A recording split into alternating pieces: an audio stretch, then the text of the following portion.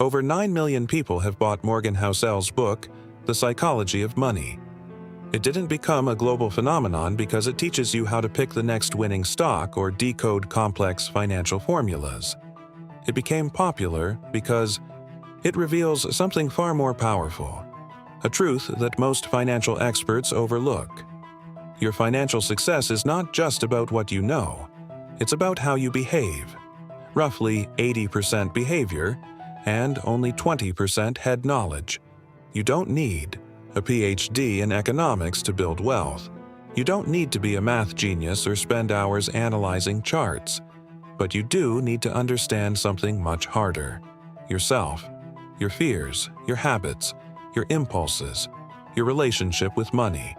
Because here's the reality: some of the smartest people in the world still make terrible financial decisions.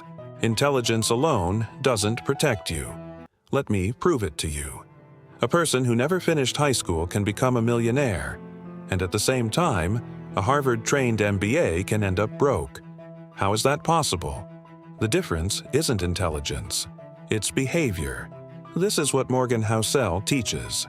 And in this video, I'm going to walk you through 5 powerful lessons from his book that can completely change the way you think about money, and ultimately, your life.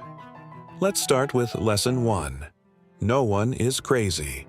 Think about the last time you saw someone make a financial decision that made you shake your head. Maybe a friend bought a car they clearly couldn't afford. Maybe a relative put all their savings into something risky. Maybe someone you work with refuses to invest at all, even when they could. It's easy to judge. It's easy to think, what were they thinking? But here's the deeper truth. Behind every crazy financial decision is a story. A lifetime of experiences that make that decision feel completely reasonable to that person. Someone who grew up during a recession may fear risk their entire life. Someone whose parents lost everything in the stock market might avoid investing forever. And someone who watched their family build wealth through business or investing will naturally feel more comfortable taking chances. We all carry invisible scripts about money, memories, emotions, experiences, and those shape our decisions far more than logic ever will. So before you judge someone else's choices, remember, you haven't lived their life. And maybe even more importantly, before you judge your own past mistakes, show yourself some grace. You made the best decision you could based on what you knew and what you experienced at the time. Lesson 2. Save money without a reason. Most people save with a goal in mind, a house, a car, a vacation, retirement, and there's nothing wrong with that.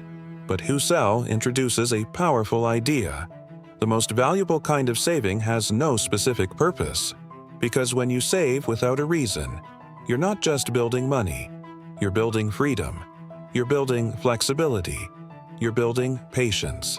You're giving yourself the ability to wait, to say no when something isn't right, and to say yes when an unexpected opportunity appears. Think about it. The real value of money isn't just what it can buy, it's what it allows you to do, or not do. People often point to Warren Buffett as the greatest investor of all time. But his real advantage isn't just skill, it's time. He's been investing for decades, longer than almost anyone. And the only reason he could do that is because he consistently saved. Not for one specific goal, but because saving itself created options. So here's something simple you can do starting today. Set up an automatic transfer. Even if it's small, 10% of your income, 5%, even $20 a week. Don't label it. Don't assign it to a goal. Just let it grow quietly in the background. Because one day, that money won't just be money. It will be choices. It will be freedom. Lesson 3. Getting wealthy and staying wealthy are 2 completely different skills. Getting wealthy often requires boldness, risk-taking, optimism. You have to put yourself out there. You have to be willing to fail. You have to take chances when others hesitate. That's how wealth is built. But staying wealthy? That's a different game entirely. It requires discipline, humility, caution, the ability to say, "I have enough." And this is where most people struggle. They use the same mindset that made them successful to take even bigger risks, and eventually, it catches up to them. Housel gives a simple but powerful example. A gambler wins big at a casino. Suddenly, they feel unstoppable, invincible. They start betting more, taking bigger risks, and sooner or later, they lose everything. The same pattern happens in real life.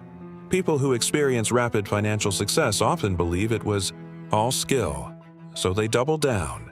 They stretch further, they risk more, and sometimes they lose it all. The secret to staying wealthy isn't flashy. It's actually quite boring. Live below your means. Keep a margin of safety. Avoid unnecessary risks. Don't risk what you already have for something you don't truly need. Because while getting rich is exciting, staying rich requires restraint. And restraint is where real wealth is protected. Lesson 4. Aim to be reasonable, not perfectly rational. In theory, a rational investor never panics. They don't sell during crashes. They don't get emotional. They make decisions purely based on logic. But here's the problem. You're not a robot. You're human. And humans feel fear, uncertainty, anxiety.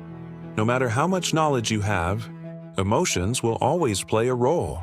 So, instead of chasing perfection, aim for something more realistic. Be reasonable. A reasonable person understands their own weaknesses and plans for them. They build systems. They keep an emergency fund so they're not forced to sell investments at the worst time. They automate their savings so they don't rely on willpower. They diversify so one mistake doesn't destroy everything. They don't pretend they'll always make perfect decisions. They prepare for the moments when they won't. Because being reasonable is sustainable, and sustainability is what builds long-term success. Lesson 5. Wealth is invisible.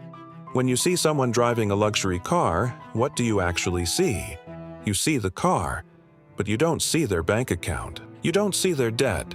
You don't see the financial pressure behind the scenes. We live in a world where spending is visible, but saving is not.